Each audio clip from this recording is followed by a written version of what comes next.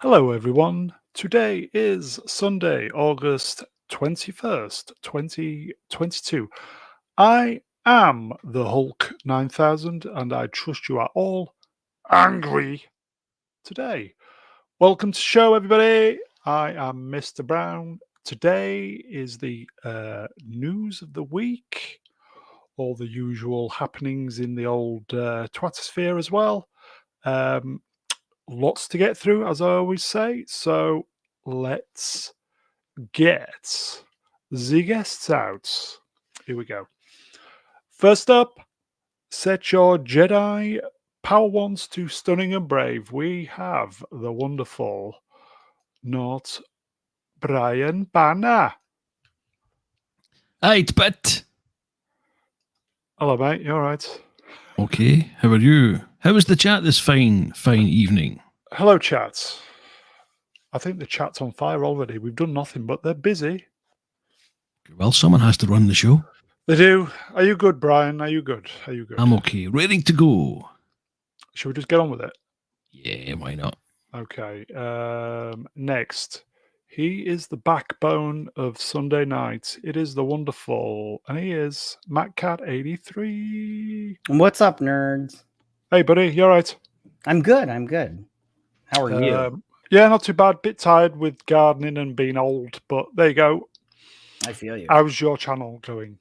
Oh, slowly but surely. You know, it's unlike Lord Cord. It's for me. It's a it's a marathon, not a sprint. Slow and steady wins Yes. the race. Well, you know, when you're smart like him and you can write really good scripts. You know, me, I've just got my pussy jokes, so I'm like, whatever, it's fine. Pussy jokes, tested material, trusted as well. You know? Right on. My vulgar humor. Yes. Shall we get the next guest out, Matt? Do it. Okay. So there is good. Speak of the devil. There is good inside our next guest, but we've yet to find it. It is the Dark Sith Lord Chor. Hey all. Evening all. Hello there. How is everyone? Not bad. You all right? I'm all right, thank you very much.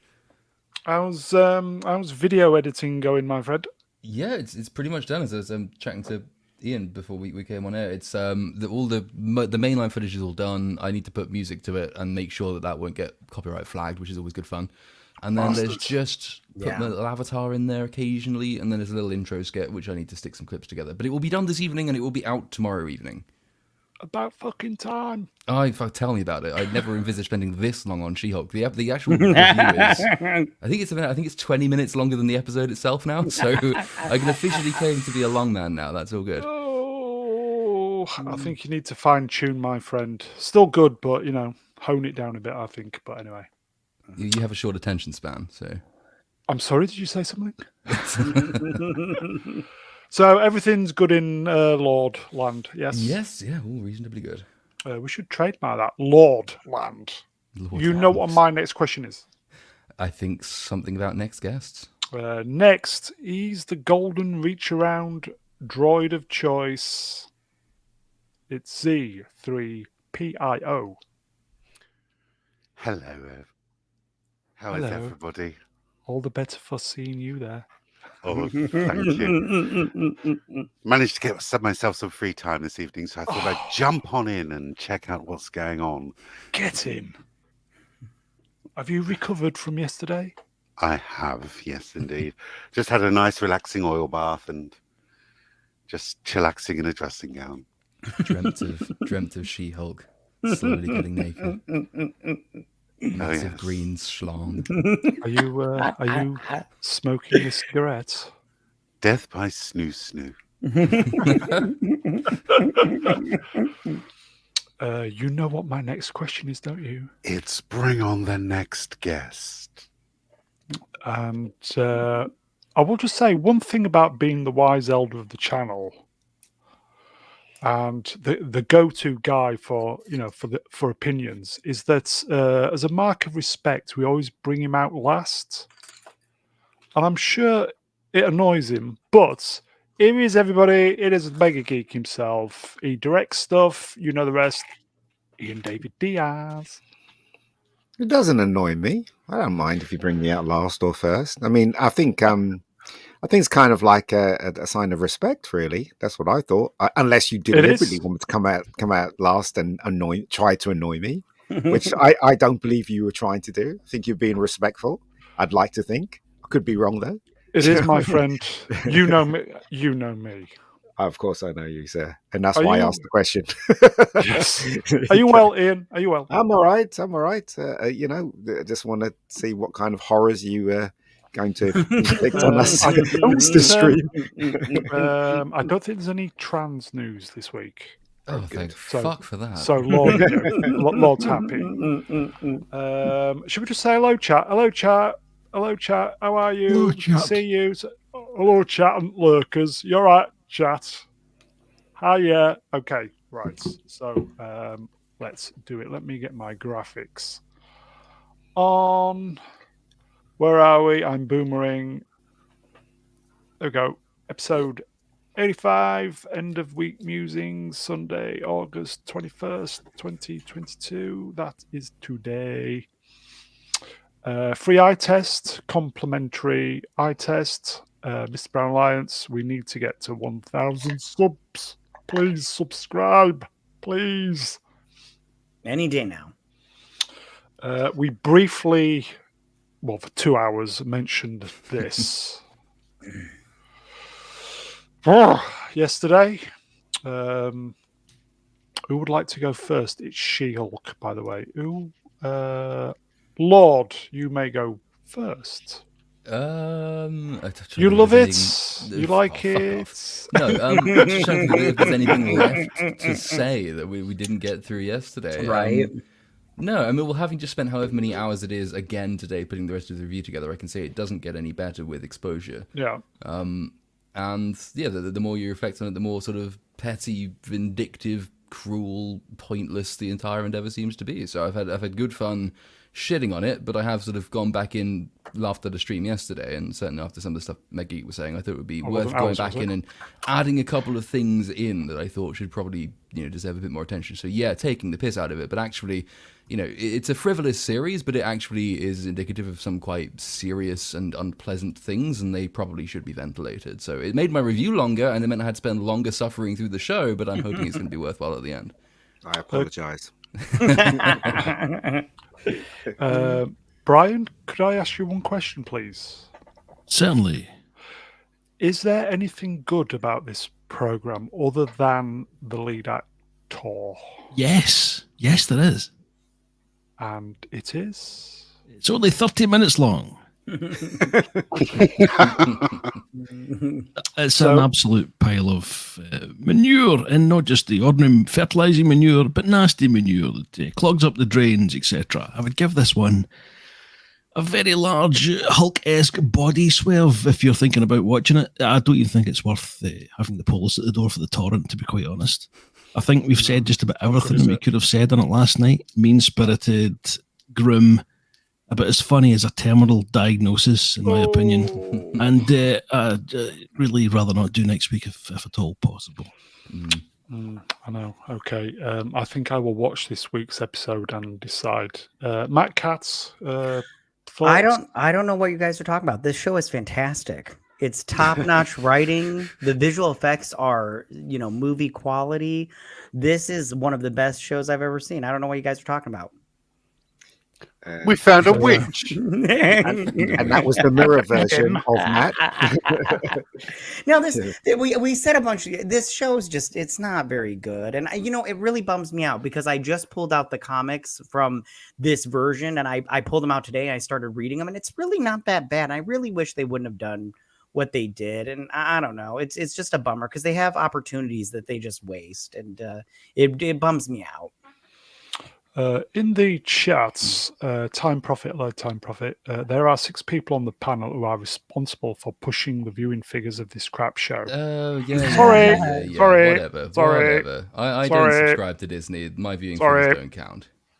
Yeah, I have 2 kids to feed. I gotta make that money off of my YouTube channel. So Gonna make some cheddar, mate. Yeah. That's what you gotta do, yeah. Cheddar. Z, go on then. Give us your best.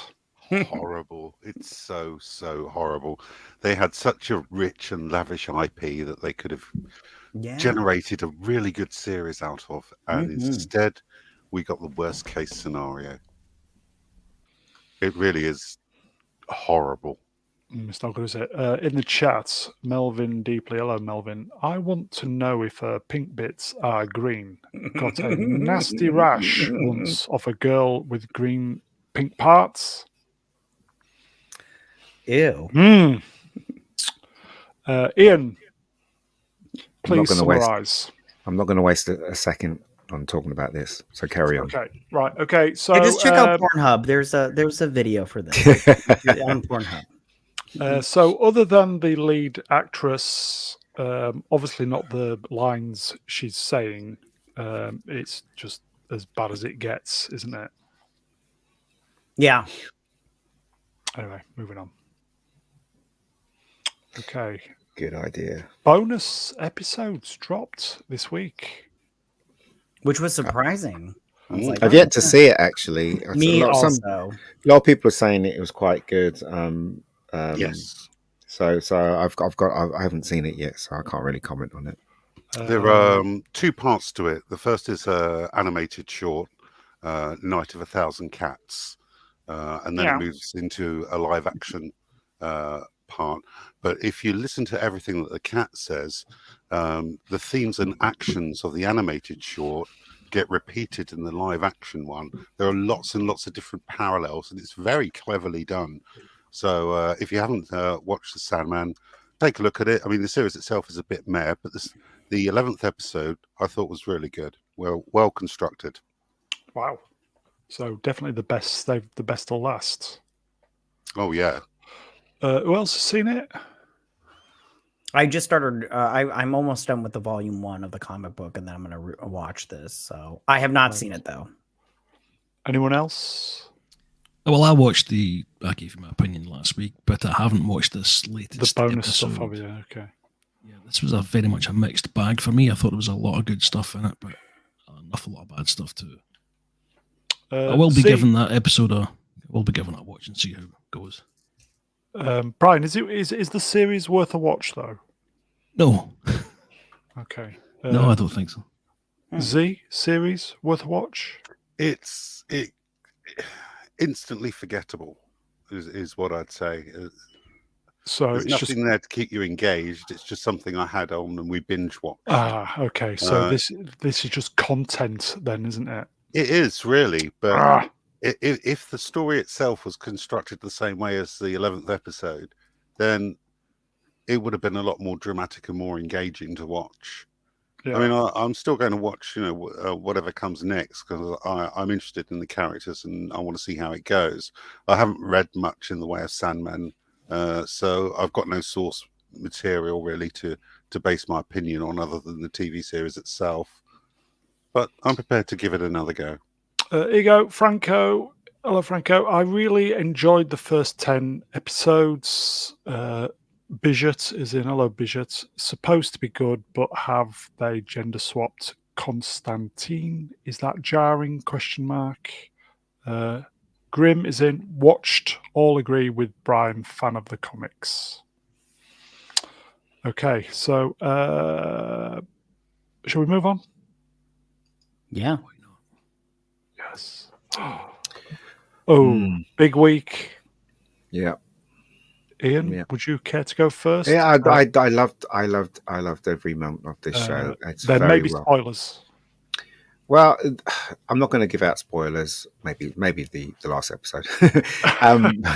but it's the thing about this show, and obviously Breaking Bad when it was out, is that you've got to be patient with it because with Saul there's a lot of talking, but in my opinion, it's interesting talking, and it establishes each character every time there's a lengthy conversation. So you've got to be patient with the show, but when you're patient with the show, you begin to realize how freaking awesome the writing is and how brilliant the performance is, and everything about it is just top notch. And the last episode, I was satisfied with it because spoilers, Saul redeemed himself at the end. He's been rotten all the way through. Not rotten in the way like Hitler or anything like that, but just he was interested in himself only, and he was a con man in his heart. He was a con man, and he's so good at it. Even though he got caught towards the ending when he was doing the last con, but he's so good at it that he basically reduced his sentence down to, what is it, 7 years? 7. Do you remember? And little did we know, as when we were watching it, that he did it all because he loved Kim. And then when it actually came to the court case, he was representing himself. He confessed everything, just to show that Kim, that he had an ounce of decency in him. And I mean, I don't know about you, Ian, but the bit I loved so much is the throwback to when they were smoking and you had that shot of the window. It's all black and white, that shot of the window, and they're both standing up against the wall smoking. I was just going, this is so good.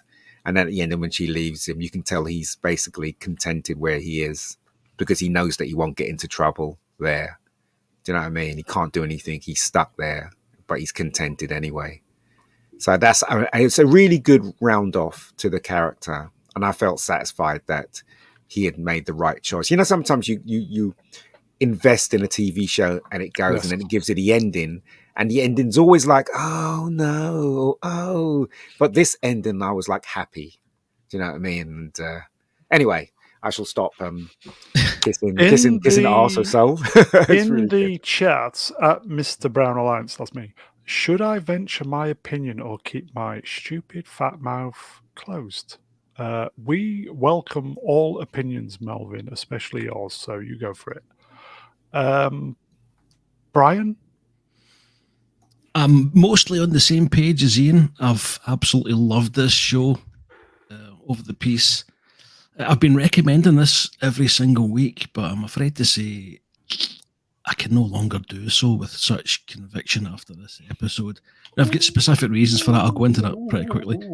I'd intended rewatching Breaking Bad after this finale, but now I'm not really interested at all, which is a bit of a shame. The ending left me with the same kind of bitter taste as, I think it was the 1946 episode version of The Postman Always Rings Twice. I think there's a couple of similarities in there. But there's one important distinction I should really make clear. The reason I can no longer recommend it isn't because it dropped the ball. It's because of for me, the disappointing choices they made for the character. So it's definitely not bad writing, like Game of Thrones, for example. It's purely the direction they decided to take the story. But having said that, excuse me, I can understand why the writers made those choices, and I can definitely praise them for artistically. All the events over the seasons came together brilliantly, I thought, because of those choices, and it's essentially recontextualized the whole show as a lovable rogue who has to grow up and atone for his sins.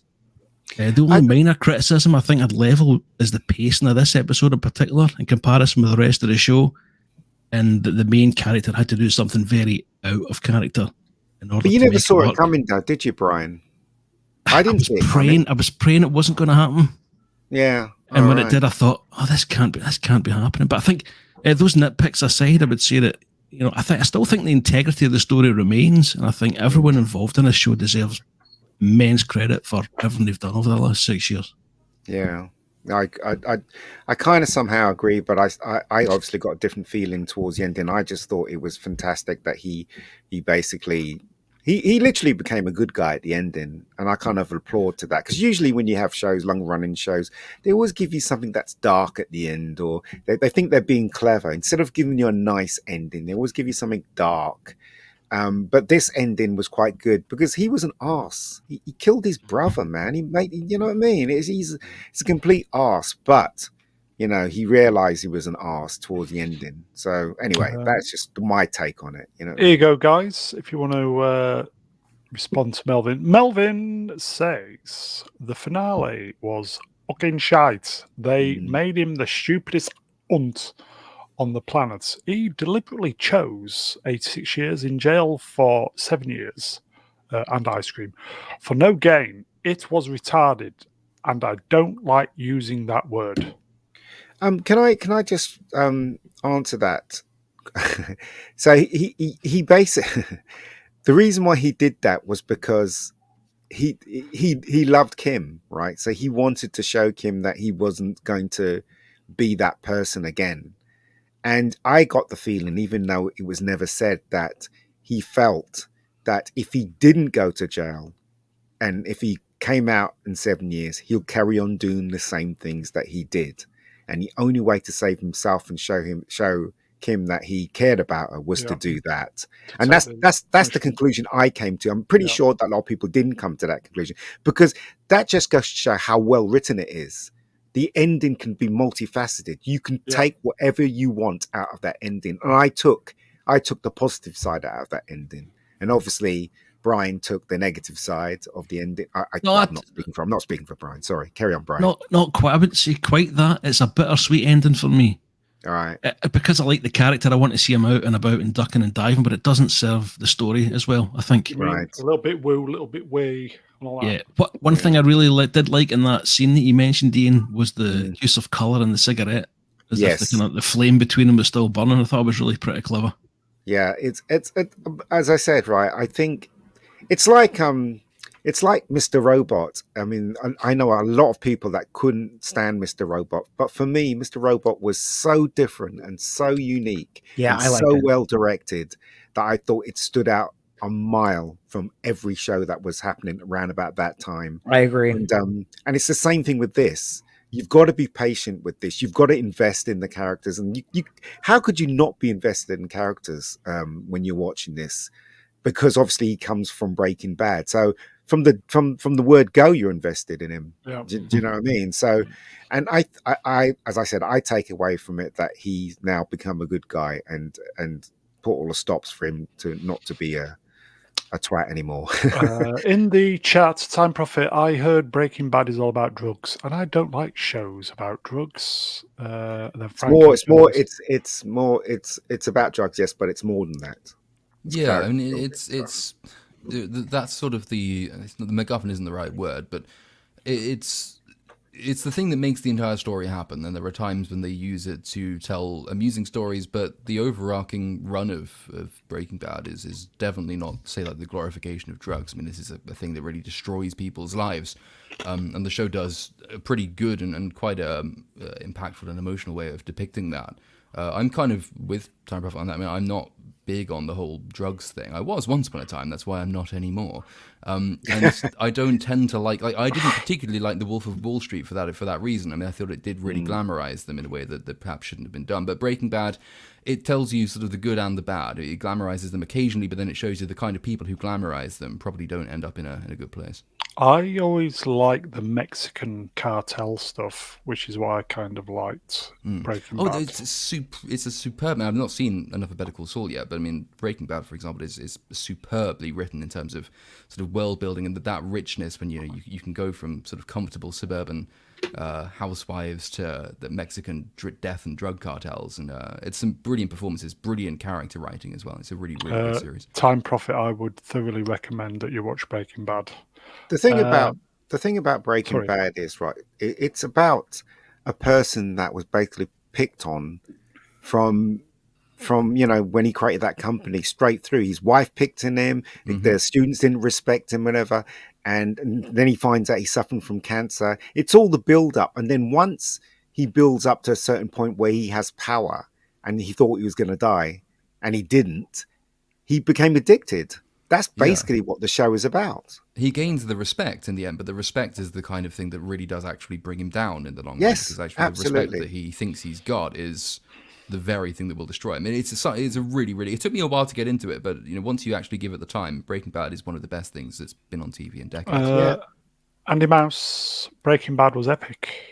Then Melvin, I was invested in the characters. That's why it was so disappointing. Saul wasn't that stupid, and he wasn't that sentimental either. He'd already tortured his brother to death and showed no guilt.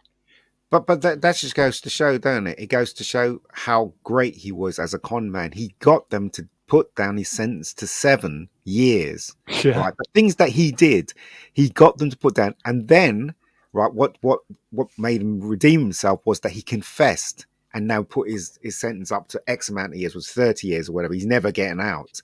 So that just goes to show that the character has redeemed himself and actually wants to be a better person. That's why he did it. And to me, that's a positive ending. Personally. Didn't he say that Kim had nothing to do with it? Yes, he did. He said that when he was making his statement. When he found out that she'd confessed. Yeah. So that was his moment of right, okay. So he loved Kim. Of course he did, totally, and she loved him, but it was just they know they don't have a future together, and that was the bit where they started smoking, because that's one of the first things you notice about them when you first meet Kim, and you know what I mean. And that's the thing, and that's what I loved about this last episode. Yes, it was slow, but it was too late. I was invested in the characters. I will just say, spoilers, folks. Anyway. Yeah. Okay, so for me, Tuesday mornings, munching on my toast. I've got to find something else to watch now. Yeah. She-Hulk. Oh, God. Okay, so Better Call Saul, fantastic. Not quite as good as Breaking Bad, perhaps. But I don't know about that. In some ways, I'd say it's better. Yeah. Should we just say a very, very nice companion piece? And Bob made it work. If it wasn't for Bob in that part, I would not have believed it. Seriously, his performance is fantastic. He should get an Emmy or a freaking award for the. I think they're all nominated. Yes. All right, good. Yeah. I hope they get it. I really do. Across the world. Okay, so Better Call Saul will be missed. Well done, everybody. Let's move on. Okay, so Top Gun news. I watched this again this week. First time since I've seen it since it was out originally. Was it 12 weeks ago? And God, it's just as good as I remember. It's such a good film. Yeah. I wouldn't go that far. It's approaching the end of its run at the cinema, I fear. So I would just say briefly, everybody, if you've not seen Top Gun at the cinema, try and go see it before the do it. The end. Yeah, try go and see it before Cineworld actually closes down their shop. Close down shop. Yeah. Because effectively, if we had going back on what you've just said, Ian, if Hollywood if Hollywood produced films like this every week or every month, or so any new release was like this instead of all this agenda, the message on all that shite, I don't think Cineworld, Regal Cinemas had been such deep water as they are now. Well, the explanation, what I read in social media and everything else, we're saying because there've been hardly any blockbuster movies. Yes. Within was it the few years? That's why they've lost a crap load of money, and the pandemic obviously contributed to them being bankrupt or wherever they are. So, yeah, Top Gun wasn't enough to save Cineworld, I don't think. But yeah, I saw this twice actually. I saw it once with a couple of friends in England, then I saw it again in Dallas with my sister. And quite frankly, I wouldn't see it again. It is a good film, yes, but it's not the kind of film I can watch again and again and again. But I'm pretty sure you guys disagree. I disagree. There you go. I love this movie. I will be purchasing it as soon as it's available. All right. I can watch Moonraker loads of times. I don't know. That just goes to show. Maybe this is it's just, I don't know. I think this film has just got something for everybody. One of them rare films that's got something for everybody. Yeah. A bit like Titanic. That had something for everybody, which Speak is why for that yourself. Had nothing. Titanic had something for everybody apart from the Dark Sith Lord Chord. I tell you what, Titanic had more room on that thing, and Leo could have climbed on. That's what I say about So Titanic. much as if she's a murderer. That's what she is. Yeah. Titanic always goes down well with me anyway. So. The 50s Yeah, I like Hey. Titanic too. good. I like No, Titanic. wait. 50s version is excellent, yeah. I don't know. I've actually booked my tickets to see, as I think it's the 40th anniversary of E.T. in IMAX. Oh, that's Yeah, awesome. I noticed that. Yeah. Sorry, say Brian. No, I noticed that today, just when I was scrolling through. I'd love to go and see that in the cinema. I think I well, only ever saw it once, and it was on Pirate Cineworld. many moons ago. Yeah. Yeah, I've booked my tickets. I'm going to go and see it in the Empire in Leicester Square in IMAX. So I love that film. I could watch that film all day, every day. I just think it's absolutely genius piece of filmmaking. But that's just me, of course. If you're in the UK, I think Star Trek 2 is out soon. Yes, again. I'm definitely going to book my tickets to see it. How many years is that one, Ian? 40. 40. I'm definitely going to see that. Because now they kind of cleaned it up, and you're going to see it in digital. It's all going to be pristine. Okay. 4K, and the sound's going to be fantastic, and you know what I mean. So last time I saw it was in a crappy little flea pit cinema when I saw it on big screen, and since then I saw it on VHS and DVD or whatever. So I need to go back to the cinema to see. There you go, Ian. MC, hello MC. They're doing Jaws as well. I know, Oh, and I'm definitely going to book for that. Yes, I'm going to do that. That's one of my favorite films. Definitely. Yeah, great movie. Are these all at Cineworld? Yes. So So it's kind of a clever cash grab then, if they really are struggling financially and they're going to put all these things on in a bid to make sort of more money cheaply. I guess. Personally, I don't think it's a cash grab. I just think all these classic films it's just a missed opportunity. Why don't they show classic films instead of just showing all the latest stuff? Because a lot of people have it on DVD and Blu-ray, so they don't bother. Yeah, I know, but you're going to see E.T. I know. Yeah, but you're That's talking the whole point that of it. it's still a small audience. I mean, so it costs theaters a lot of money to put this kind of stuff on. You'll get people who really adore those films will go and see them, but the casual viewer who'll go and turn up for the next Marvel film won't. I these think films Cineworld deserve a packed audience, but they probably won't. Yeah, I think Star Trek: The Motion Picture was on this weekend. I think it was. Actually, no, it's not on yet. No, it was this weekend. Oh, was it? Okay. Yeah. Cineworld, I think they do cheaper tickets for the vintage. Well, I got a Cineworld card, so I pay every month. So if I see 3 films within a month, that the third film was free. There you go. You know what I mean? Andy, I agree with Brown. That would get me into the cinema. I just like to point out that I went to see Back to the Future in the cinema when they re-released it, and there was only 5 people in a huge super screen. And another thing I like to point out, my sister went to see Back to the Future, the stage play, and she told me something that I just laughed. Basically, they changed it. So Doc Brown doesn't get shot. He dies of radiation poisoning. I don't know how they worked that in. I don't know how. I just laughed my head off when I heard that. I was like, what? So he doesn't get shot on stage? No, he doesn't. He touches the plutonium and he dies. I'm like, what the hell? I can't believe they changed that. He doesn't get murdered by Libyans in the No, he doesn't. They changed that aspect van. of it. Yeah, apparently they changed the aspect of it. So. Since was he talking about Brian. all these really objectively fantastic films, and I know some people here have said that Top Gun is Top Gun Maverick, is an equivalently fantastic film. Is it an equivalently fantastic film? How does Top Gun Maverick hold up against, say, Wrath of Khan or Jaws? I mean, is it that good in its own right, or is part of the reason some people love it so much just because it is so much better than any other modern film? For me, it's the latter. For me, it's the latter. Definitely. I don't think it's a great movie. I don't think it's a brilliant movie. It's entertaining, definitely. It has an 80s vibe to it, which I really liked. And I enjoyed it, but it hasn't got the let's see it again factor for me. I'm pretty sure it has for Brown. For me, it has. I saw it only twice. But you never see it again? You'd never No.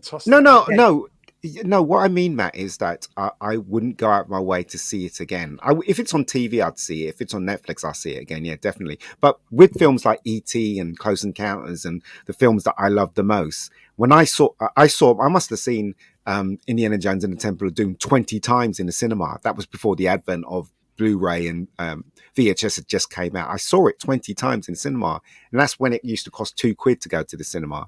So it had, for me, that film had, and I was very young, had the factor good where I for want to see it you. again. Do you know what I mean? I want to see it again. I want to see it again. But I don't know about. I didn't get the same feeling when I was watching Maverick. As I said, but I did like it. So I hear you. Matt, What's up? we're right. He's wrong. Absolutely. Okay. Yeah, I can't. The last 20 minutes for me just kind of get into awkward territory. I think some of the callbacks but I did really enjoy it. Yeah, I can see your point, Brian. As I said, I've watched it again, and I've watched the final bit twice now again, and I love it. That's it. I love it too. It's so good. I can't, like I said, I think Well it done, comes out Tom. on digital sometime in the near future, and I'm gonna buy it as soon as it's on digital. are we allowed to say Jennifer Connelly was friggin' hot in that film? She's so hot. Oh yeah, she's still got it. Here you go. This is for you, Ian. This is fighting talk. Do you want to read it? That's all right. I don't mind if people disagree with me. It's fine. I can only tell you how I feel. You know? Yeah, I loved E.T. Okay. Oh my god, I never saw E.T. in the theaters, so if it's here in the theaters, I'll go watch it. Any movie that I never got to see in the theater, I would love to go see it. You know why he died, don't you? E.T. E.T. Yeah. Did he die? He came back to life, didn't he? Because he got the phone. He got the phone bill, didn't he? Hey, Okay, fucking it's electric bill these days. Oh, I know. Okay, this is the feature that everybody's been waiting for. All he needs is the dress now. Where's the dress? This is Bishop Moore's favourite part of the show. So, okay, so let's see what we've got lined up this week. More Top Gun news, folks. Today it has passed.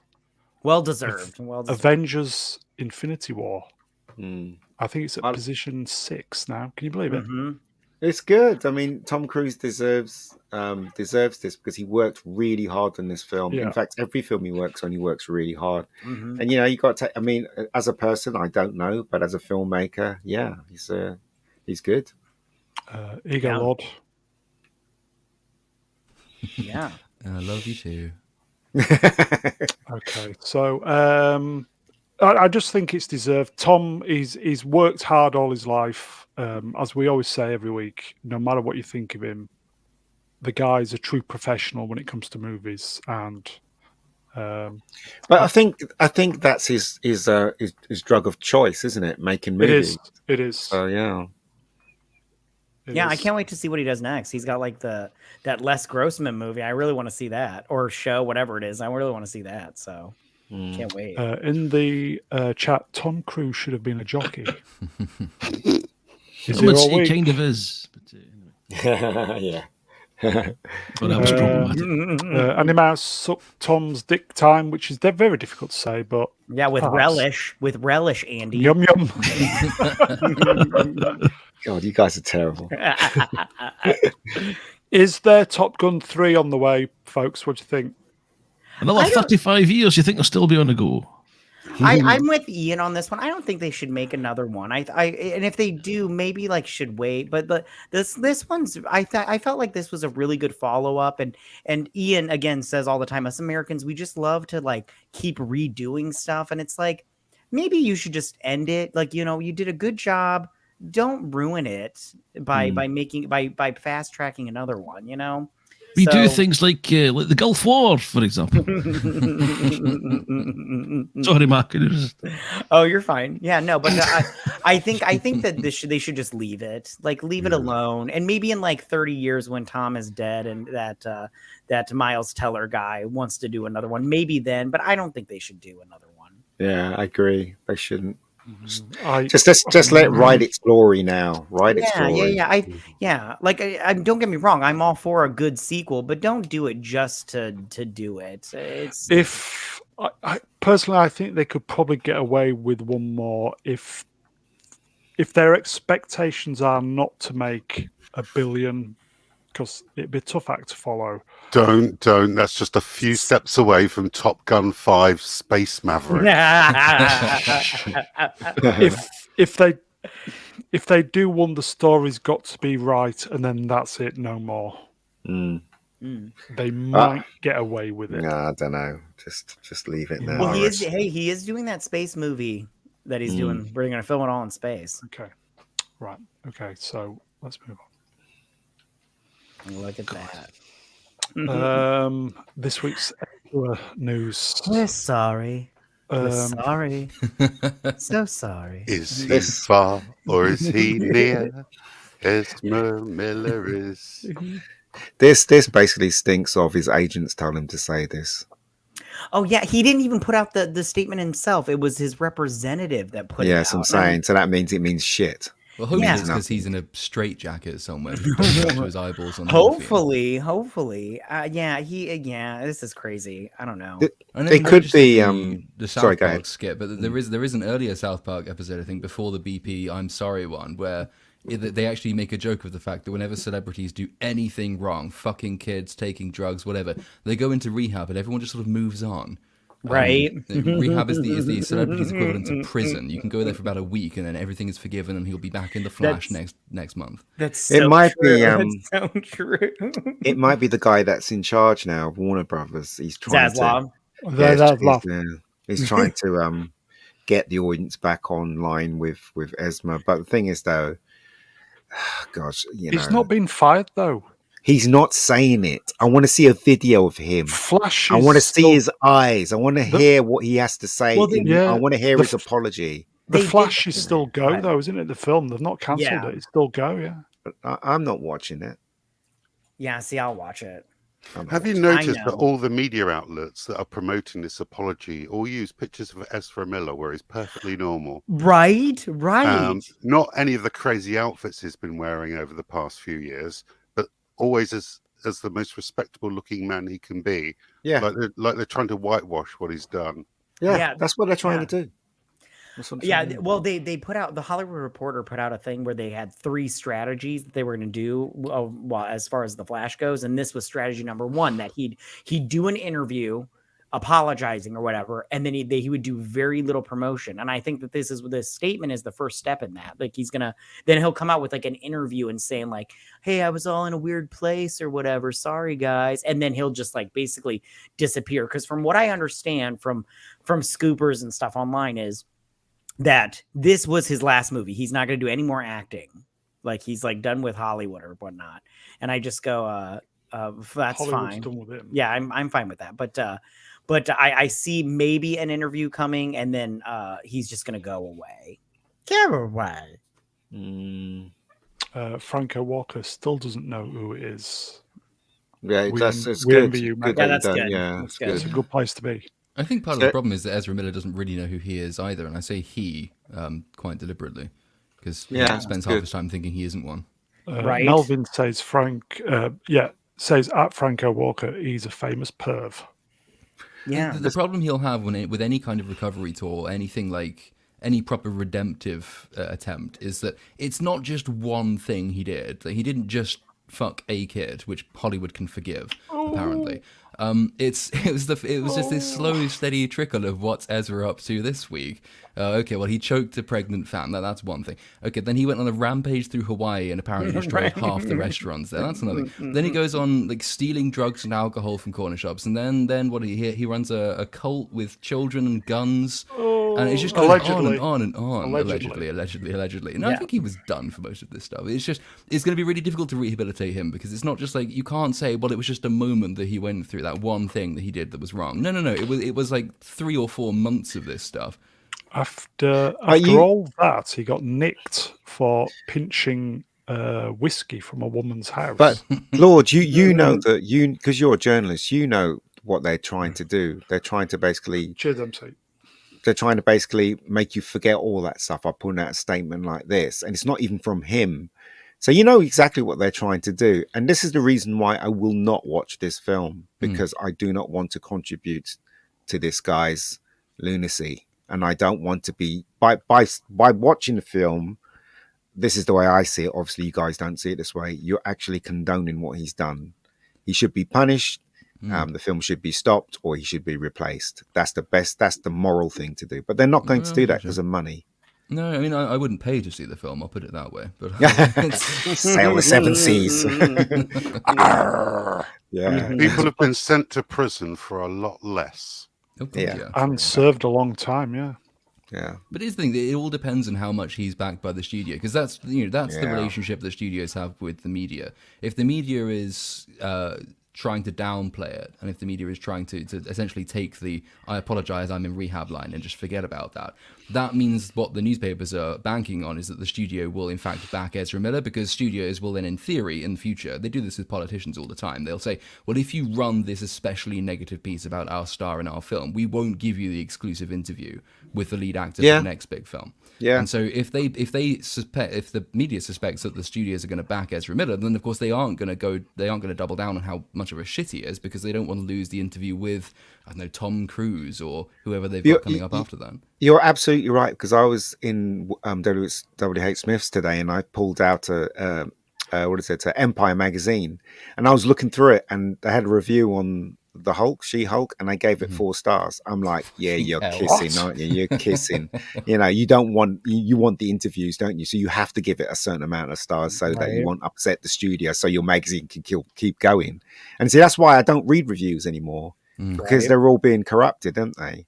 You say one bad thing about a film, you're never going to get an interview from 20th Century Fox ever again, are you? Didn't Disney pay YouTube and Twitter to promote She-Hulk? And Miss Marvel, everything. And Miss Marvel. So you can't believe I don't read reviews anymore at all. I just listen to a few YouTube people and just make my own mind up when I watch it, and that's that really. Yeah. Okay, so moving on from Ezra news, the hype for Andor is starting. Did anybody see this? Actor Denise. I did. Gender politics in the age of Palpatine. Lord, what's this about? This is the Andor show that's coming out, and I think we discussed this a few weeks ago, and we sort of had this. We discussed some of this around then, because I think I said at the time that it has potential in the sense that it's so far removed from everything else. In the way that Rogue One was very removed and there were minimal stakes, like it had the potential not to be as catastrophically bad as everything else. But if it was going to be as catastrophically bad as everything else, it would be because they couldn't leave the gender politics or the social politics out of it. And it looks like, well, inevitably, I guess, and predictably, that's exactly what they've gone for if the interview with this person's any guide, because apparently it's going to explore gender politics. And of course, there are other interviews saying that it's going to explore sort of Trumpian immigration policies and questions of migration and how, rising fascism is to be countered by the resistance. And you think, oh, fuck's sake. So you completely missed the point of why everyone liked what most people liked Rogue One. You're just going to double down on this stuff. So that's going to make it as bad as every other production you've done recently. Right.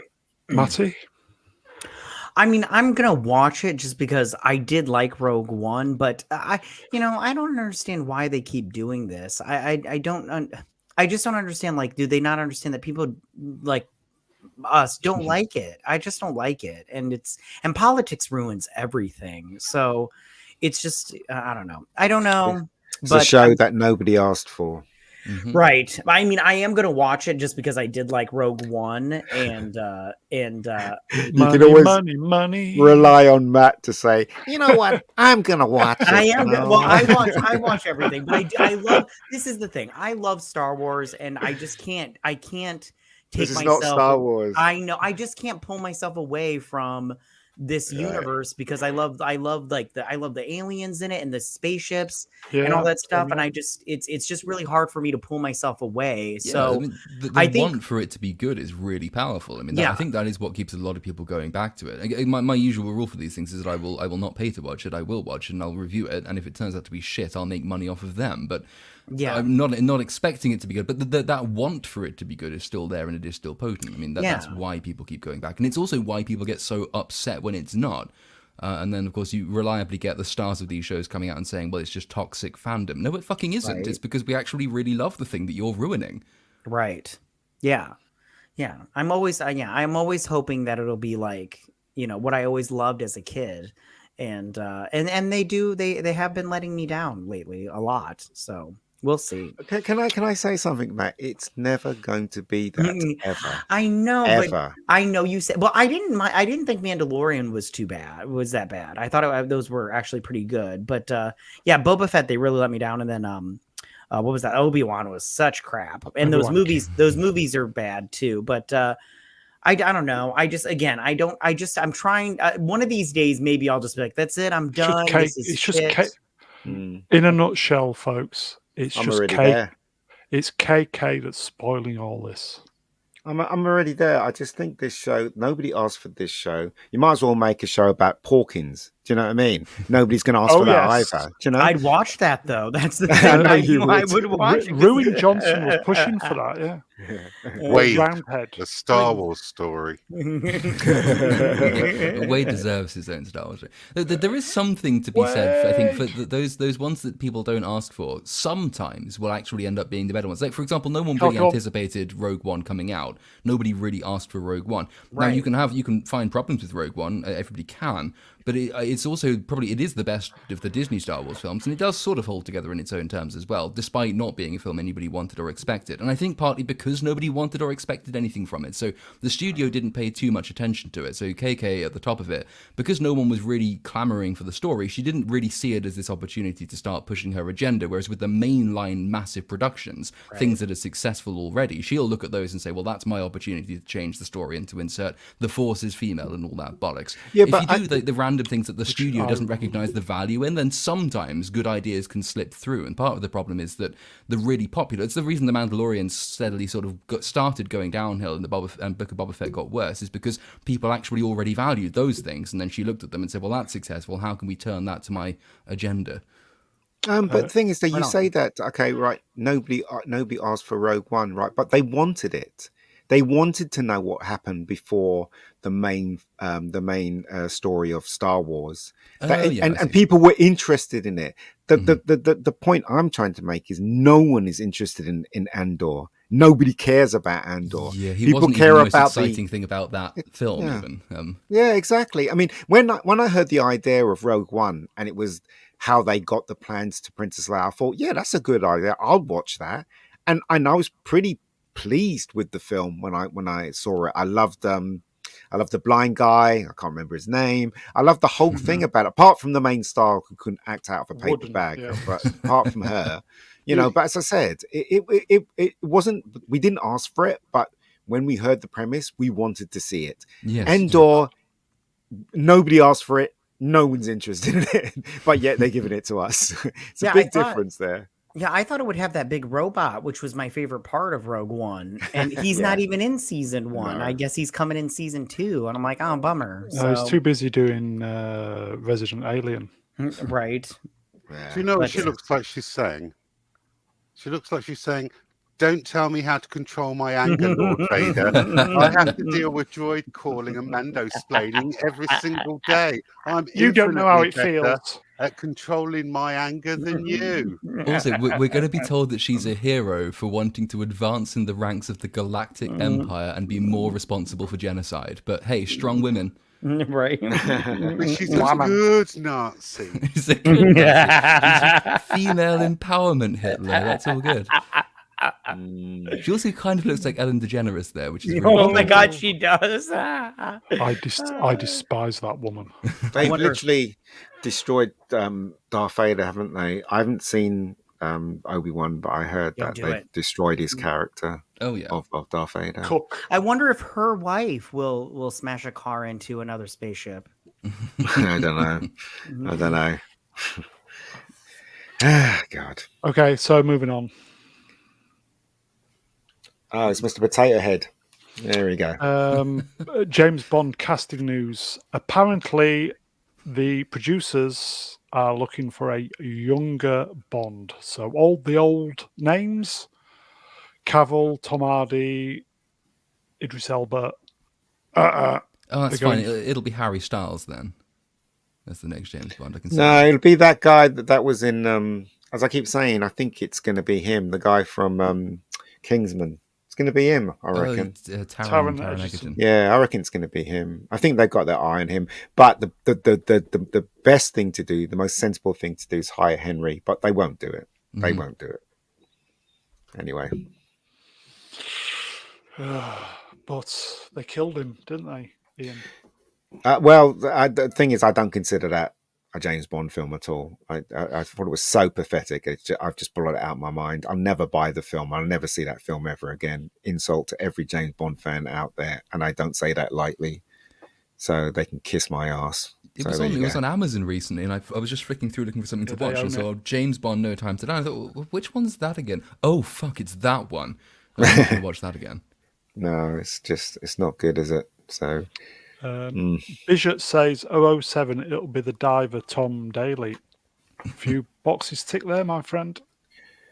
Look, James Bond does not need fixing. It really doesn't. People like seeing the cheesiness. People, well, if it's in moderation, of course. People love seeing gadgets. People love seeing action. They love seeing other countries. They love seeing that he's so handsome that girls fall at his feet. They love all that stuff. Why change it?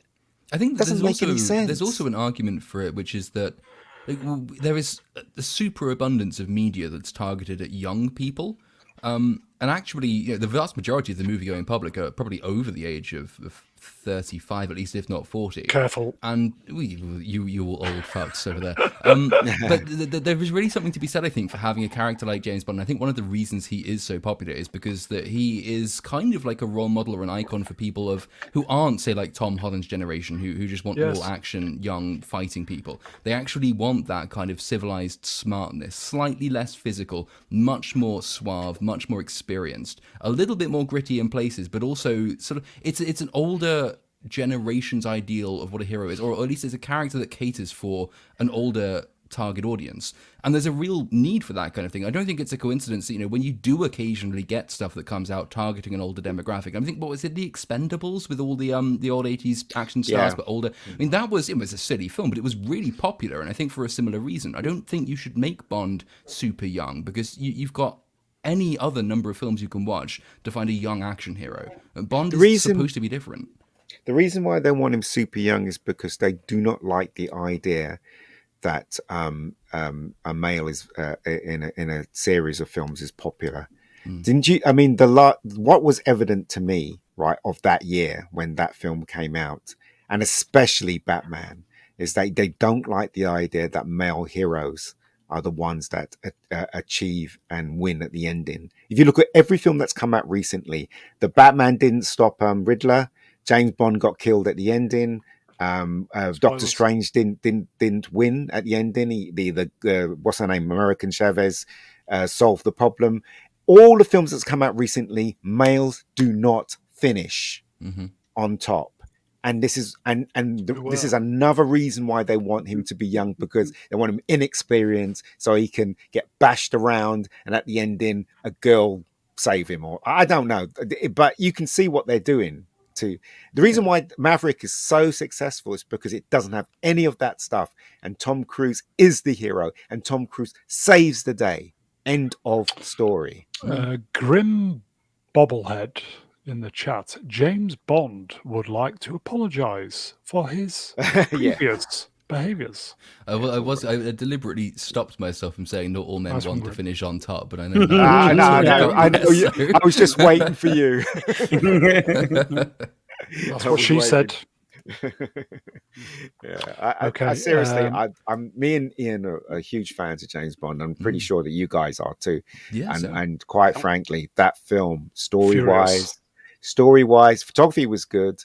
And the way they treated James Bond in that film was just ridiculous. But there's a certain maturity to it, isn't there? I think it was. Roger Moore was sort of the big age jump, wasn't it? Because I think the guys they cast before, they weren't they weren't as old as Roger Moore was, but they weren't like young teenage-looking action stars at the time. So James Bond has always been a more mature kind of, as a character in terms of age, more mature. Obviously some of the films are delightfully silly and enjoyable for that reason, and some of the humor isn't mature, but the idea of this character being sort of the middle-aged, at least, if not older males, sort of action hero, that's a huge gap in the market, which makes him successful. It's why Tom Cruise is successful in Top Gun. And they are going to do themselves probably an injustice if they try and cast a very young actor in a bid to appeal to a young market, which has already got The Kingsman. It's already got, I don't know if they're making Bourne films. Also, they don't like the how do you pronounce that word? Patriarchy. Oh, the patriarchy. Patriarchy. They don't like the idea that a privileged man is the hero. They didn't like Batman being the privileged man, and they white made privilege. Get it right. yeah, white privilege. They basically actually stated it in the Batman film, and James Bond is a white privileged hero. They don't like that. That's why they want him to be a kid in the next one, so they can teach him a lesson. Come on, this is what they're trying to do. Yeah, no, it's a good point. And if they make him a young 007, as in one who's say still in training, you can pretty much guarantee the person training him will probably be a woman, or will probably be at least trans as well, perhaps. Quite possibly, yes. Shall we leave the last word to Time Prophet at Mr. Brown Lions? That's me. I haven't watched the last James Bond movie. Yeah, I've never seen a James Bond movie. You've never? No, yeah, none of them. Well done, You Time should Prophet. watch them. I mean, I've always wanted to, but who's got time these days? I'm too busy watching She-Hulk. I would just say Time Prophet doesn't know the pain that Ian and I went through watching that. Anyway. Well, I'm pretty sure everybody else feels the same way about the ending of that film, and actually the bad script writing and the things that don't make any sense in that film. Yeah. I mean, everybody riles on Moonraker and say how bad that film was and cheesy and stuff like that. But at least Moonraker had a story that made sense. This film didn't make any sense at all. The stuff they did in it, you're like, what? Why? You know? Anyway, whatever. Okay, so moving on. Gender pay gap in Hollywood seems to be rearing its head again. Bryce Dallas Howard revealed she didn't get paid as much as Chris Pratt. That's because Chris Pratt's the star of the movie. That's why he got paid $2 million, and also he's worth $2 million because all the films he's been in recently has made a profit. Right. And the last film that Bryce Dallas made was a huge flop.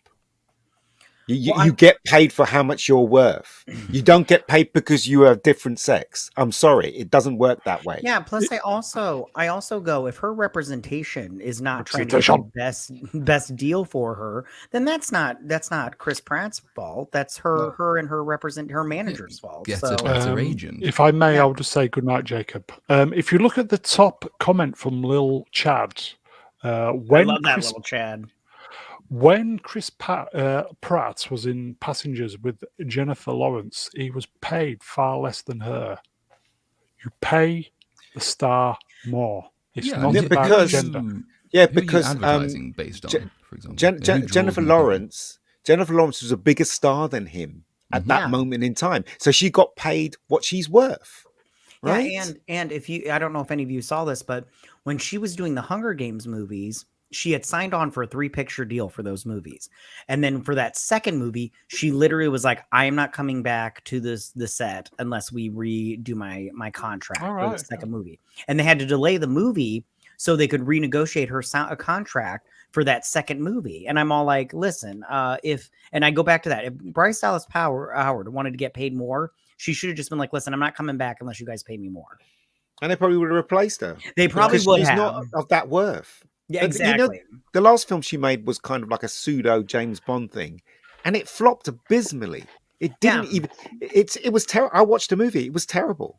Right? Yeah, and I like Bryce Dallas Howard, but if you say, hey, Chris Pratt's going to be in a movie, I'll check that out 10 times more than I would if you said Bryce Dallas Howard is going to be in this movie. So you're right on that. He's the bigger star.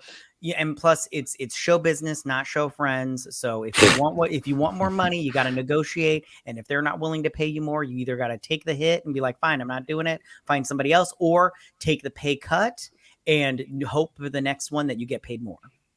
Do you ever watch the Naked Gun films?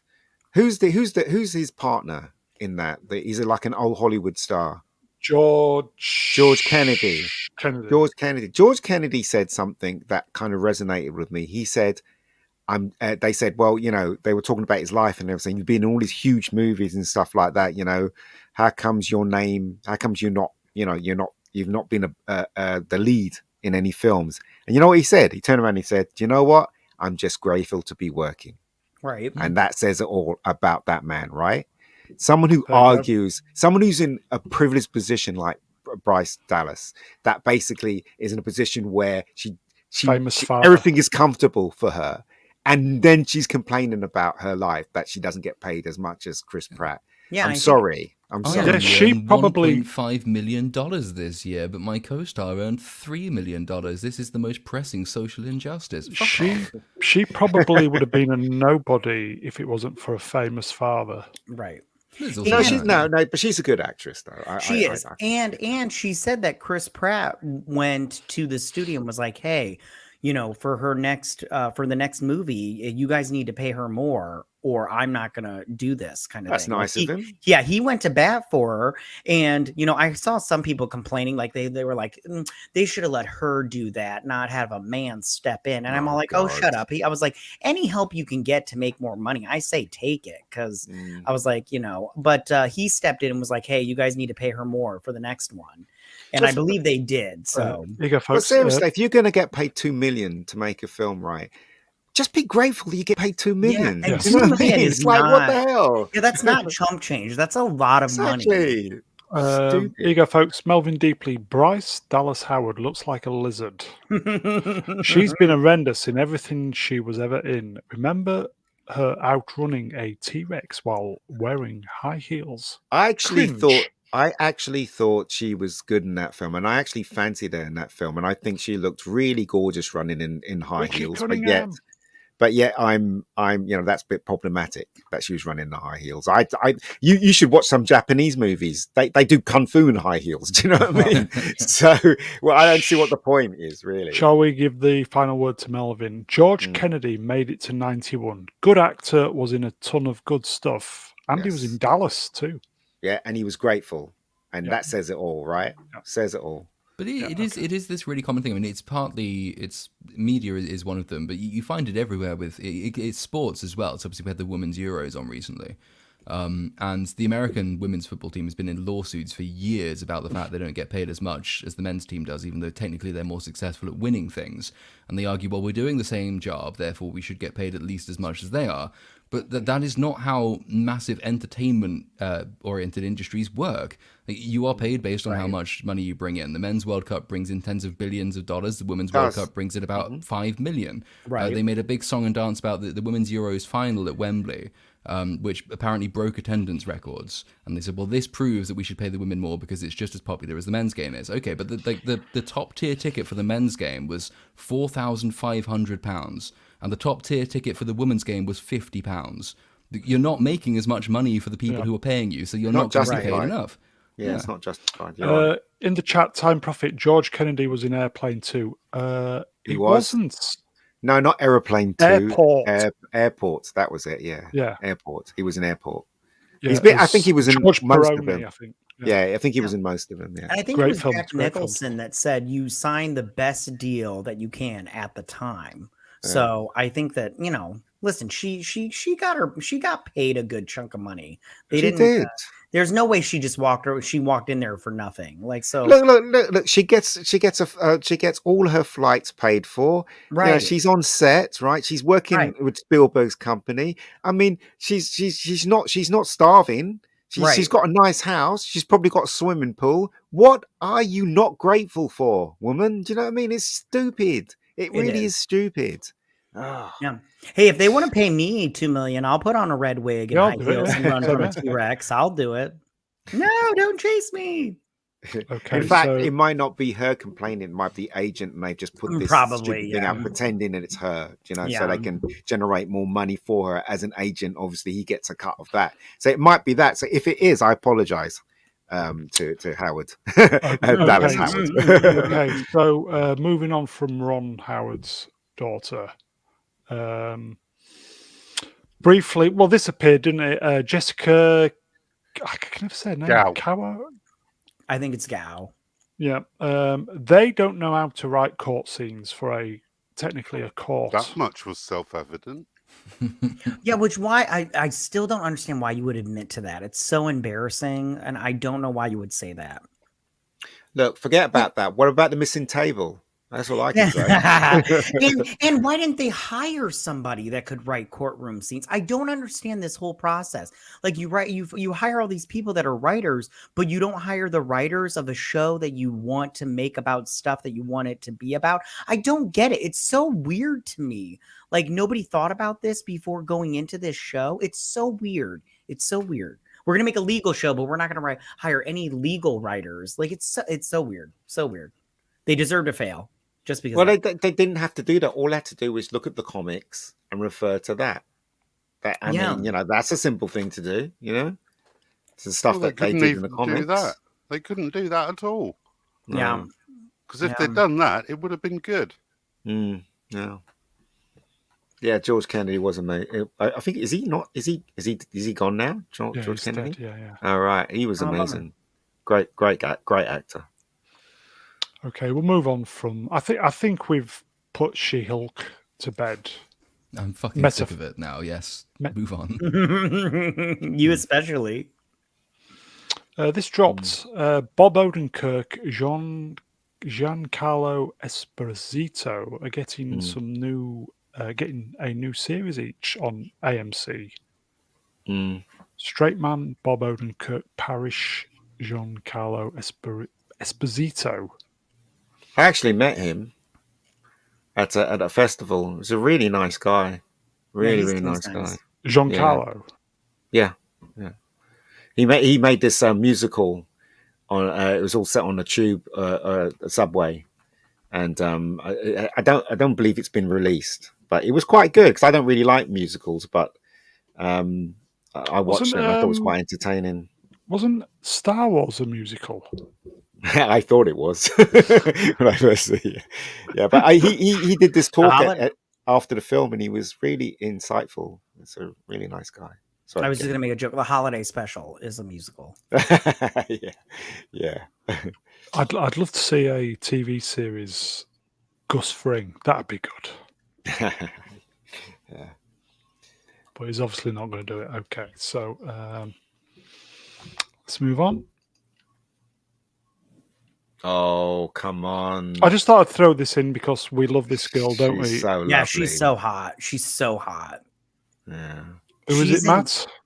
This is Ana de Armas, but she is in this movie called Deep Water with Ben Affleck, and she has some of the hottest sex scenes in that movie. I'm just like, I can't wait for that movie Blonde because she's so hot and like it's like ridiculous. So I hope she doesn't get sucked into the machine though, and suddenly thinks the sun shines out of her ass. I really hope that doesn't happen. I hope not. Yeah, no, isn't she going to be the star of that ballerina movie, like the John Wick spinoff? I don't know. I hope so because I'd watch that because she was good in that. I only watched the fighting sequence that she was in that last. Was it that last Bond movie that? Yes. Yeah, I watched the fight scene with her and she did pretty good. Yeah, she looked absolutely gorgeous in that. And in Grey Man, they put her in a paper bag. She just looked stupid. Yeah, I watched that. Yeah, she looked. Yeah, her hair. Because she's not allowed to be sexy. That's the thing. It's ridiculous. Franco says she is sexy. She is sexy. She's very sexy. Time Prophet. I have no idea who that is. Well, you should find out because MC Schwing. Melvin Support. Bryce Dallas Howard doesn't even qualify as the same. Is it species or gender? Anyway, moving on. Okay. Such a delightful. She's delightful. What more can you say? I've seen her being interviewed as well. Sort of a problem that people like her will have as well is the fact that, we are always now discouraging attractive women from being attractive. That, once upon a time, someone with her looks would almost automatically A-list movie star just written all over it. But now when you have this massive disincentive to cast attractive women in attractive roles, I mean, she's the most Bond girl of all the Bond girls in the last several years, and she was the only good casting decision they made in the last film. But it might actually end up working against her, the fact that, she has all the assets, but the assets are just devalued at the moment. But look, she looks sexy there though, and what is the problem here? Yeah, she's why aren't we allowed to look at her in that way? Because it's ridiculous. Cheryl thinks she's overrated. Really? You don't think she's hot, Gerald? I mean, she's so hot, and she's not a bad actress. I mean, I'm not saying like, well, she might be that Blonde movie. I'm getting more excited for it the closer it gets. But look how cute she is with her pursed lips and everything right there. She's so cute. Calm down, mate. Calm down. And she's so, and in the other one, she's so sexy. Like you see the little little cleavage right there, but not Yeah. too much. Yeah, she's sexy and cute at the same time. She's a very good looking girl, but I think where she's got the X factor is you can see the beauty from within. Yeah. Yeah, she's But that's just don't know me. about that. I don't know enough about her to actually say that, but I do know one thing: she looks gorgeous. She's physically lovely, and she was great in the Bond film, and she was good in that Ben Affleck film, performance-wise, and that's why I base it on. That's why I say she's fantastic. And she was in Blade Runner 11 minutes. Yeah, but she was to wasted 9. in that. she was wasted. I didn't like that movie. Yeah. We will leave the final word to Andy. Oh, please, you lot. Cheers, Andy. Yeah. Anybody see this week? At the premiere of, what is it, the Game of Thrones spin-off in Australia, the Foxtel CEO, Patrick Delaney, in his speech to everybody, called, what's her name? I can't remember her name. Emilia Clarke. Yeah, short and dumpy in front of everybody, and it did not go down well. Why did he say that? Is there a reason? I don't know. He was probably trying to be funny, and it backfired, so he's had to issue an apology. Oh well, it happens. It happens. She's hot too. She's sweet. She's a sweet girl. The guy is Australian, though, and Australians are famously straight-talking in all matters. Brash. Yeah, here you go. Grim, chubby. So I think she's lost weight since then. I mean, she made a Christmas film, didn't she? Recently with Emma Thompson. That wasn't very good. But recently suffer from an aneurysm or something. No, I thought it was a brain tumor. Was it brain tumor? Wow. I don't know. I can look it up, but I thought it was a brain tumor. Yeah, it was something serious. I don't think she's gumpy. I think she's hot. She's a good-looking girl. Yeah. I thought she's always been pretty fit. Big smile. She's good. I've seen her being interviewed. She's a very sweet girl. Abysmal actor. Oh, you think so? Oh, she can't act to save her life.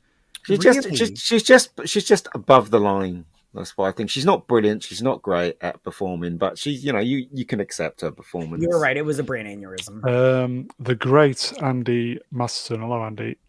Chubby once will be chubby again. Just happens. Happens to us all, mate. Yeah. I don't know. Okay. She's okay. I find. Yeah, she's okay. Yeah. I think she's super cute though. Was she a good Sarah Connor? No. No. Sarah, I don't believe Sarah Connor. I don't believe Sarah Connor. 4 foot. I don't believe she was 4 foot, basically, even when she was younger. I would just say to Andy, if you would like to come on one of these one Sunday, you have an open invite, my friend. Okay, shall we move on? No. AMC in America this weekend re-released Grease, and all money from ticket sales went to breast cancer, which I thought was a nice touch. Yeah, good for them. Mm-hmm. I remember I was talking about this film with one of my girlfriends, and she said, I don't like the ending. I said, why? She goes, because Olivia Newton-John turns into a slut to get John Travolta at the ending, and I was like, no, that's not what happened. Yeah, basically. But if you look at the other side of the coin, John Travolta took his jacket off and put on the other thing to be with her. Approved. So he changed too. So they both changed because they both loved each other. So do you know what I mean? So it's not, you're just looking at one side of it. You're not looking at the John Travolta character who, when he turns up, he doesn't have his T-Bird jacket on. He's completely changed because he wants to be with Sandy. Do you know what I mean? She completely didn't see that. All she saw was this woman has been, doing this, and it's not right. And I'm like, oh, this is what girls think these days. It's crazy. But anyway, whatever. Yeah, I love that movie. So, it's okay. As I said, first movie I ever went to see at the cinema. So very, very special place for me. Yeah, but can you answer this question? Why did the car fly at the ending? Because they died. Did they crash? Yeah, they got into a car accident and they went to heaven. Yeah. Maybe.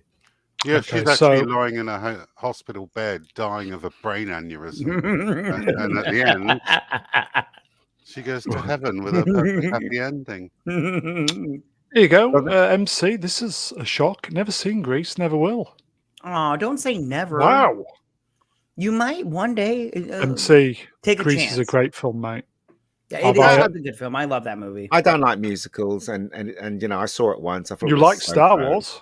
Yeah. I thought it was so. I'll one up you on that. I fucking hate musicals. Cannot stand them. I can't stand them either. I'm with you, definitely. No, I love musicals. Maybe the Book of Mormon is okay, and Cabaret I love is the quite Book of good. Mormon. But otherwise, just Blues Brothers. I love Blues Brothers. Great film. Oh, I love Blues Brothers. Yeah, it's a good film. That doesn't make you correct, though, does it? Anyway, moving on. But the question is Blues Brothers a musical? That's the thing. A lot of people say it isn't. I think it is. I think it is. It is, yeah. Yeah. Okay, so this is kind of coof fallout and Hollywood woke fallout. Shocking. Regal Cinemas USA, owner of Cineworld, worldwide company, on the brink of going under.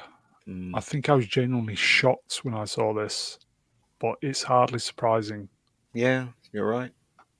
It's a shame because I've got my Cineworld card, and I actually like Cineworld. I think Cineworld generally, play their films really well, and the staff is all right. I've never had any trouble with Cineworld at all.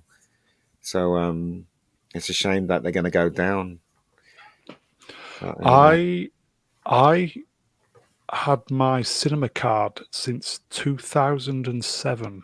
You still got one, and I cancelled it end of last year because there's just nothing on.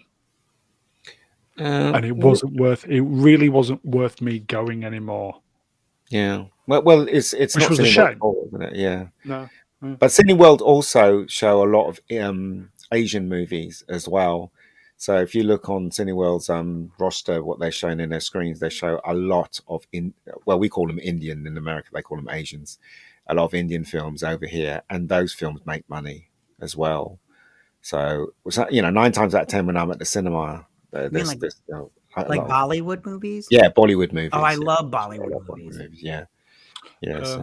Here you go, MC. Apart from the anniversary showing of Saving Private Ryan, which is a great film, I haven't. Oh God, it always goes back to this one film. Cheers, MC. I haven't been to the cinema since The Last Jedi. MC, go see Top Gun. By the way, go see Top Gun. Yeah, go see Top Gun. MC, go see Top Gun. Do it. Do it. That actually might be the Wandsworth Cinema, the one I go to.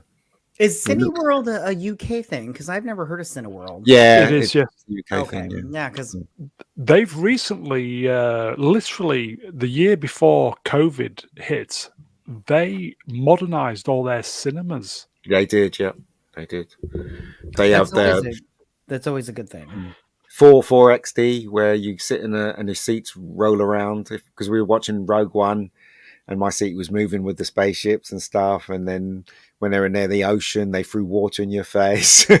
Smoke came out the cinema and all that. So 4XD did. But I think that's just a gimmick. I don't really go see films that way. MC says, sorry at Mr. Brown.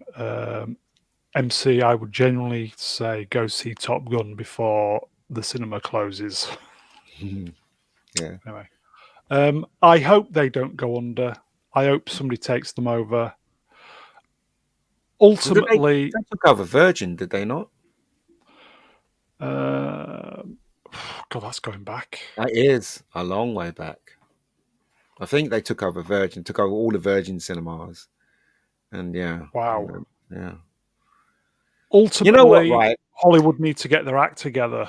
Yeah, but you know what might happen is that it might revert back to the way it was when I was a kid, where they had only independent cinemas run by independent companies, like one or two spread it around. Cineworld Cineworld is huge. It's like a huge organization. So everywhere you go from Fulham Road to Wandsworth, there's a Cineworld cinema somewhere. So if that gets destroyed because of the current climate, you may have these small little cinemas operated by a few people popping up here and there. You never know. Bridget took nephews recently to Cineworld to see Minions 2. Oh, Minions is great. My local Cineworld in Bedford has a really novel attempt to make it a cinema you literally can't leave because you just stick to the floor. Very clever. Yeah, he's great. Okay, so fingers crossed for Cineworld, and more importantly, all the people who work there. Yeah. Our friend Swappers posted this. Did anybody see this? I saw it. No. Yeah, I saw that. I didn't watch the show. What do you think, though? The point he's making, is it spot on? Oh, well, if that's their audience, then yeah, I don't know. I honestly didn't watch it. I mean, the original Big Breakfast is an iconic show that most of us grew up with, and will be glued to it whenever it was on. But I've got no interest in going back to it. They look, I have no problem with them being all black. It's fine, right?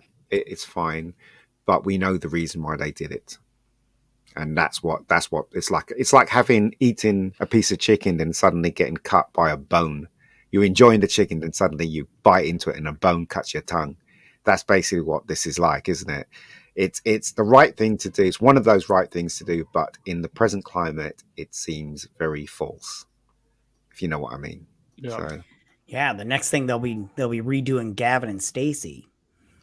Yeah, wouldn't be surprised. Time Prophet, Keith Chegwin is dead, isn't he? Yes. Yeah. Yes. But I mean, see all those people there, right? They were chosen because, and I hate to say this, they had talent. Maybe not the girl on the right, but the other four.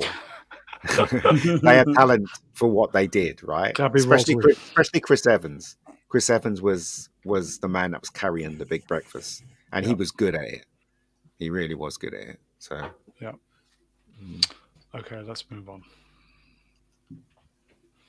Just a bit of a follow-up from last week, the Salman Rushdie JK controversy. The police are involved now. So for what some guys issued death threats, and for once the police have got involved. Yeah, but I think it's only because people on Twitter made a big fuss about it, which I'm glad that they did, because no matter who it was, you can't be threatening people on Twitter. It was really frustrating that the guy was like, "You're next," and then they didn't do anything about it. And I'm all like, hey, "I'm sorry. You can't just be threatening people. I'm sorry. It's not okay." And if you just let this crap slide, what happens next? It was ridiculous. But I am glad that they're doing something about it.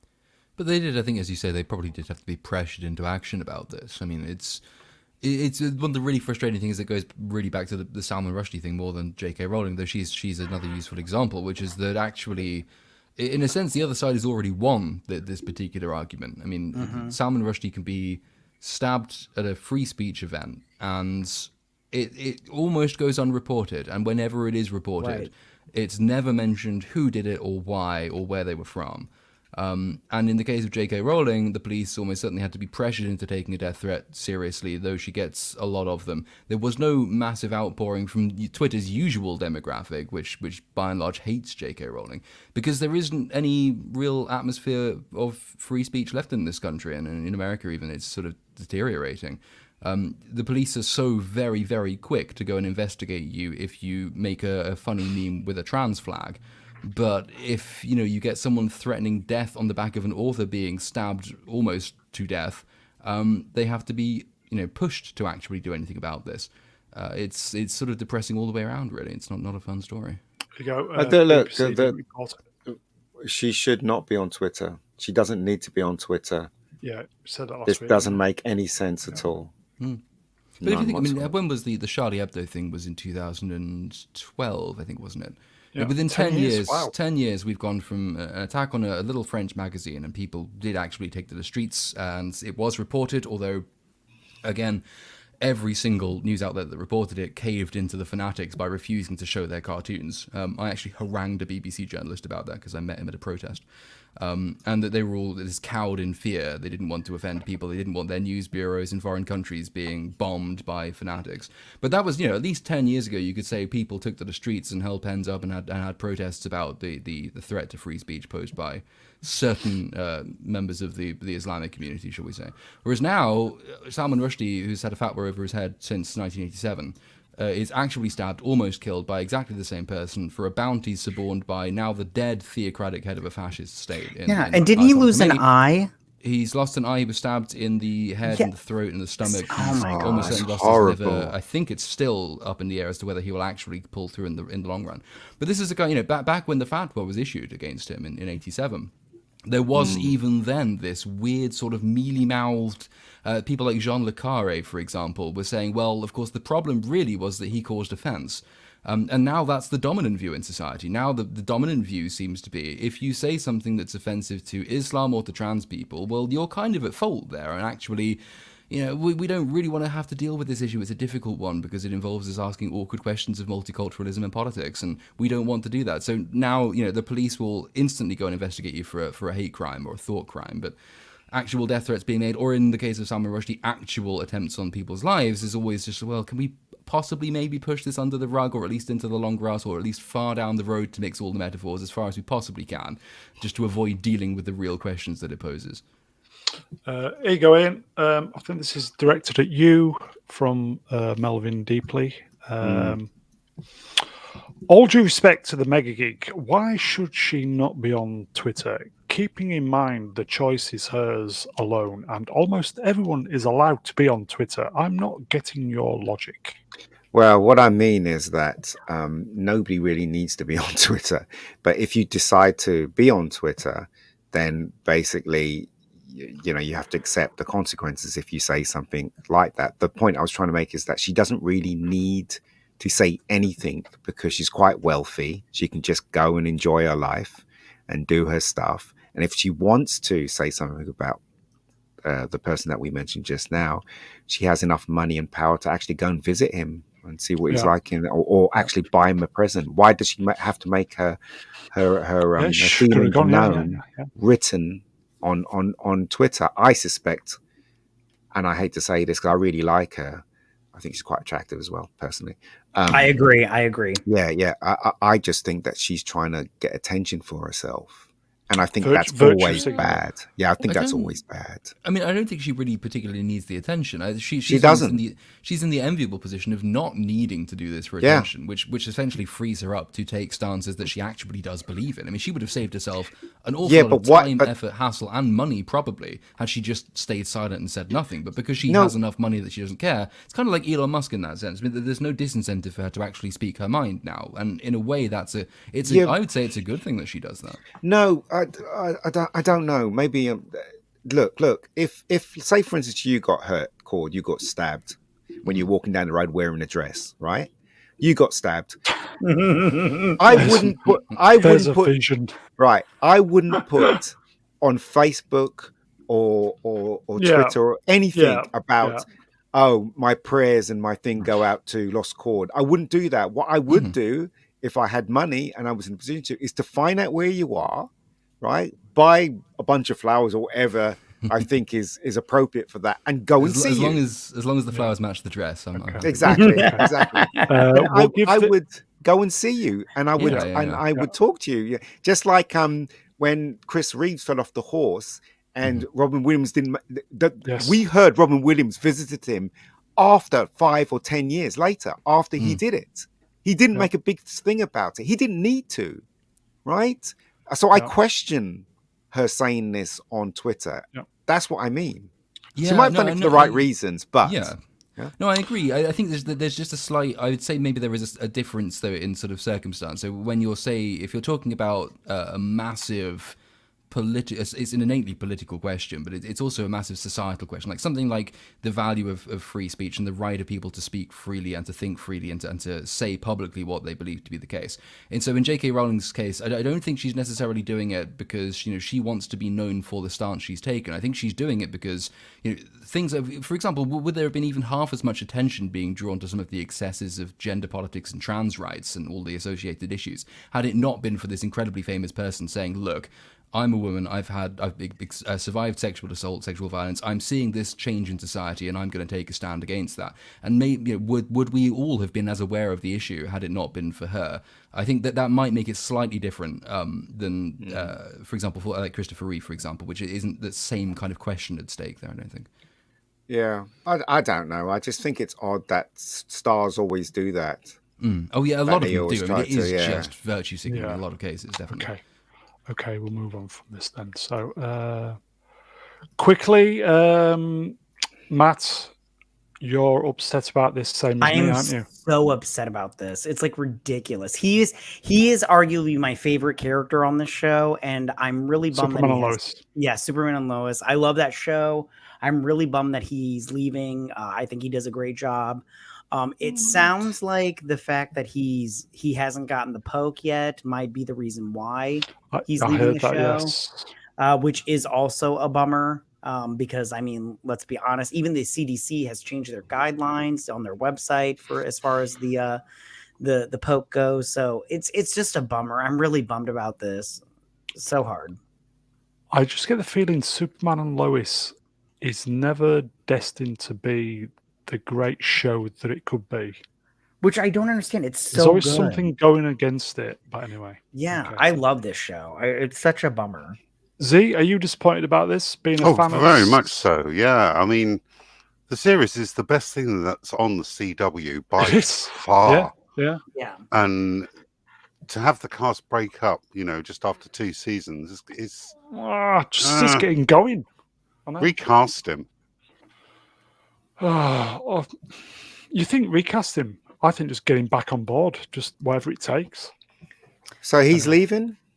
Yeah. They are saying something along the lines of it might be mental health, but they're also saying because he had said in a Instagram story something about how he hadn't gotten the vaccine, and since they shoot in Canada, it's a must to work in Canada and everything. So he didn't report back to the set for season 3.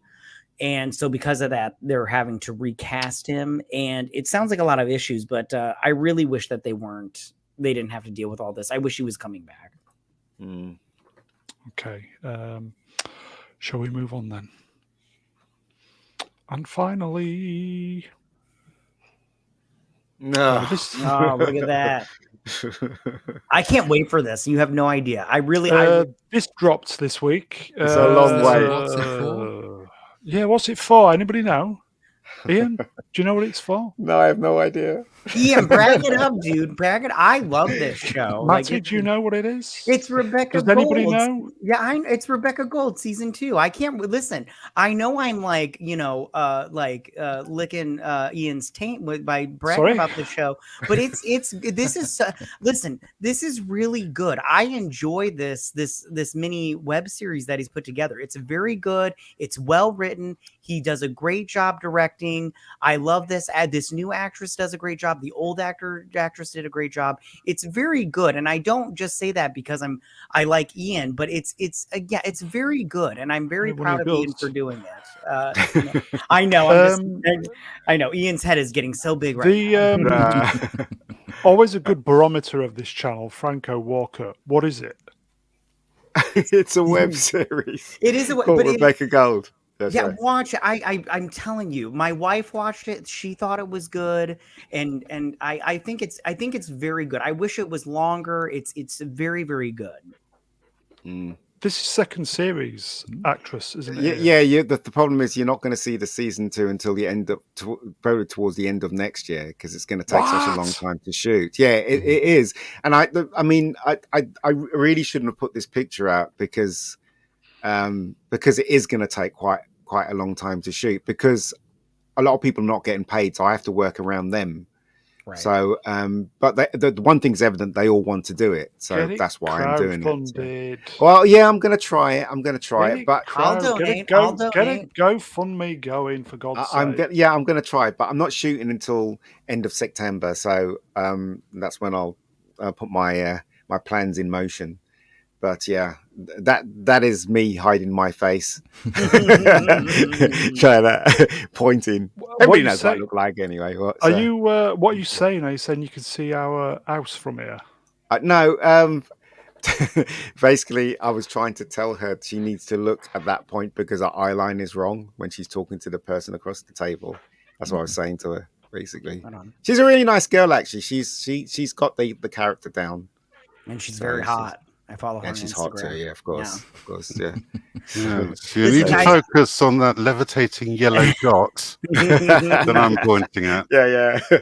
Hey, you guys, listen. I hate to do this. I gotta go. I gotta rush. I think we're finished now anyway, Matt. Right on. Yeah, I'm gonna head out now. But listen, it's been super fun. I appreciate all of you, and this has been a cheers, great Matty. time. All right, I'll see you guys later. See you, Matt. See you later. Bye. He's gone. Boom. So you say next year we will be seeing Rebecca Gold season 2? Yeah, hopefully. Was this test shots? No, this was the prologue. So basically, this short was to introduce this new actress as the main character. So regeneration scene. Well, she doesn't burst into flames, but it's the same character. The other actress left us in a bind. She left the project, and it was really hard to find someone to replace her. And I had a choice whether to get someone that actually looked like the last actress or get someone that can actually do the job well. And I chose to get someone that actually do the job well. So I chose Ella. Would you believe her name is Ella Starbuck? That's her real name. Amazing. Yes, there you go. So she's really good. So I'm hoping that people would just accept her as the character. I think Franco's accepted her. Yeah. Time Prophet says, "Who is that guy on the left?" That's a good question, mate. Who is he? I have no idea. But yeah. But every director has to point in the photograph. So somebody got me pointing. So there you go. It's a Spielberg shot. Yeah, exactly. Franco says, "Look at where I'm pointing, not my finger."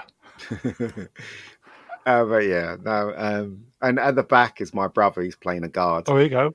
Is that Darth Vader at the back? No, it's no. They're security guards at the back because she's being interrogated. So she has like armed men behind her, basically. So there you go.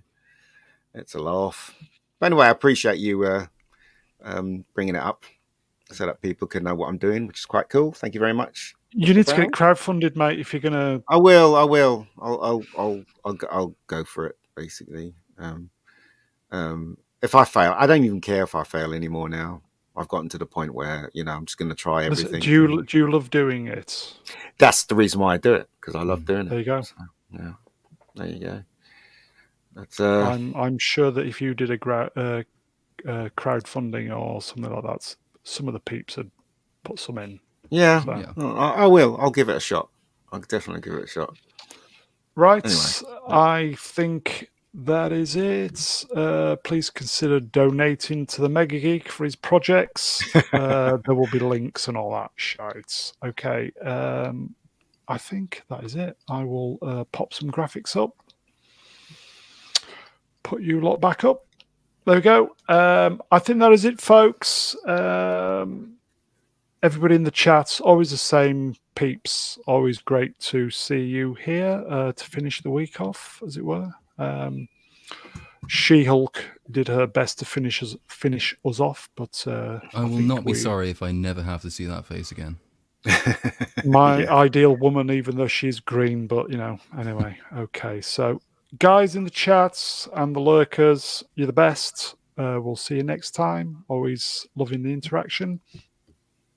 I will thank the guests. A couple have had to pop off because of family issues, so I will thank not Brian Banner, Forex Broom. Cheers, Brian. You're welcome. Matt Cat 83. Thank you, my friend. Oh, thank you. I had a blast. Yeah. Order of my screen, the Mega Geek Cheers, Ian. Thanks. I appreciate it. Thank you very much. You're welcome, mate. Z3PO.